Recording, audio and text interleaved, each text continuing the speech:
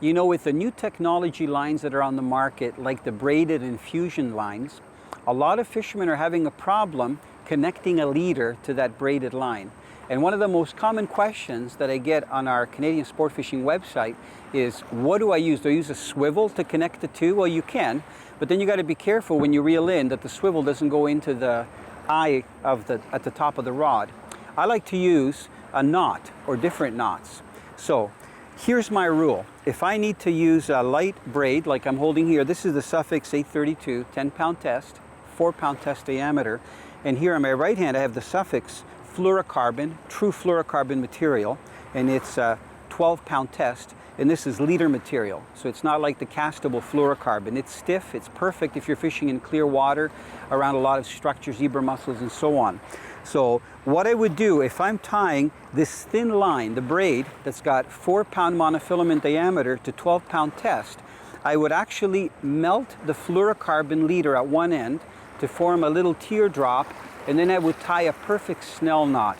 So I'm going to show you the end result because I've been fishing with this for probably weeks. Okay, so here's my heavy leader material on the left, okay, and I have my braided line on the right. Now if you look at it really closely, you'll see that the braided line's got a bit of a flare because I left a tag, but there is really no knot. That little bump that you see is the actual bead from the fluorocarbon. So what I've done is I've wrapped the line, I've done a uni knot, and then I've pulled it snug to where that bead of fluorocarbon is. And because it's larger than the diameter of the fluorocarbon, it can't slip off. So I'm going to demonstrate. This is with light line. Now that little bead is as strong as the main fluorocarbon, so you don't have to worry about it breaking off. Eventually, if you nick the line or nick the fluorocarbon, it could break, especially under a lot of wear and tear. But under normal fishing conditions, it's a really strong connection to use for lighter fluorocarbon to very light braided line. So let me show you with some heavier braid how it works. So what I'm going to do here, this is 80-pound test braided line, and I'm using this as an example because you can see the braid. And even though it's 80-pound test, it's only, see here, 20-pound mono diameter. So it's very thin. Musky fishermen appreciate this line because it's great for musky fishing. So what I'm going to do is, braided line is here. Here I have 80-pound fluorocarbon leader. If I was fishing for big pike and big muskie, this is what I would be using. So this is Suffix 80-pound leader material. So again, it's not castable line.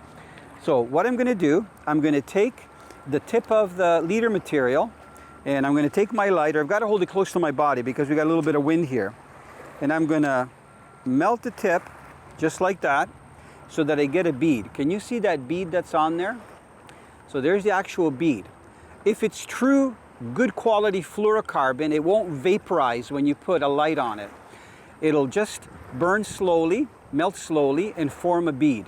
If you were to try this with monofilament, it would just disintegrate because it's not heat tolerant. But the fluorocarbon properties, it's so tough that all it does is form a bead, and it's as strong as the main line. So for my demonstration, I'm going to cut a section like I would use to do a leader. So I'm going to take maybe 1.5 feet, and I'm going to use my wire cutters because the fluorocarbon is pretty stiff. Okay? We're going to pretend that this line is coming from my rod. Okay? So watch what I'm going to do here. There's that little tip that I've got. What I'm going to do is I'm going to point the tip that's got the bead on it to my rod tip, up the line.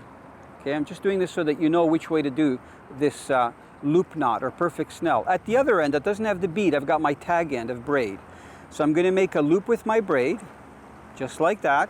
Okay, so that's my tag end where I'm going to tie my swivel or snap swivel. I've made a loop. Now I'm going to take the line and I'm going to wrap it over both tags, but I'm going to cross over to go towards my hand. I'm only going to go about 4 or 5 times, and I'm going to stop. I'm going to hold it there. I'm going to tighten my braid. Okay, and I won't tighten it too much. Okay, but I want you to look at it really closely. That's a perfect snell. Now I'm going to push that perfect snell up to where I've got the teardrop, the bead. See it right there? I'm going to tighten it a little bit more. I'm going to pull it a little bit more snug.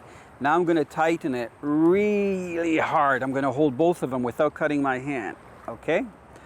And I'm going to trim that with my handy dandy wire cutters, and I'm ready to go fishing. If you were to try to tie a knot with 80-pound fluorocarbon, you would have a wad here, because fluorocarbon is so stiff, especially an 80-pound, that it doesn't collapse. So you see how nice and streamlined that knot is? The more pressure you put on this, let's say you get a 30-pound muskie on, the tighter that knot gets. It's not going to give, okay? So this is a very good way to connect when you have uneven, when I say uneven, heavier fluorocarbon to lighter braided line. You melt the end of the fluorocarbon and use a perfect snell, or what some people call a nail knot, tighten it up, and now at the other end you just put your terminal tackle, whether it's a snap or you tie directly, or a snap swivel so you can change your lures. Now let me show you how you tie lighter fluorocarbon to lighter braided line. So right now I'm going to take 10-pound test,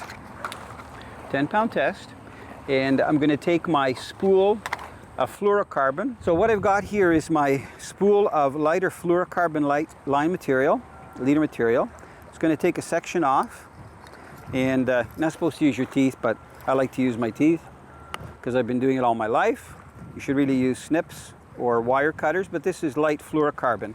You know, I do a lot of steel heading, and sometimes I'll use a monofilament line, like a Suffolk Siege for my main line, and this is how I connect it, but also works if you want to use a braided line. So I'm going to put that spool down, okay? So no bead, because this is too thin now, but what I'm going to do is to connect a braided line to a fluorocarbon leader that's close in diameter, I'm going to use a blood knot. Now, what's important with the blood knot is that you wrap at least 10 times with the braid. So watch, 1, 2, 3, 4, 5, 6, 7, 8, 9, 10. I'm going to go 2 more just for safety, okay? So if you've done a blood knot before, you know that you put the tag ends of the line so they're opposing.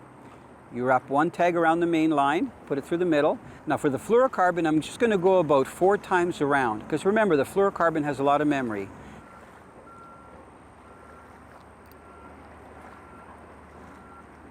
I'm going to put it back through the center so that they're opposing.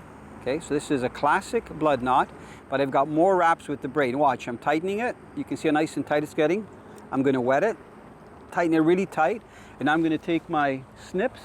If you have nail clippers, it would work even better. And you can leave a little bit of tag, okay? So that connection is a classic blood knot, but look at how many wraps of the braid we have as opposed to the fluorocarbon. 3 times as many, okay? So these 2 knots for connection are excellent, whether you use a lighter braid to light fluorocarbon, or whether you use the heavy connection with the 80-pound test. You're going to catch a lot of fish.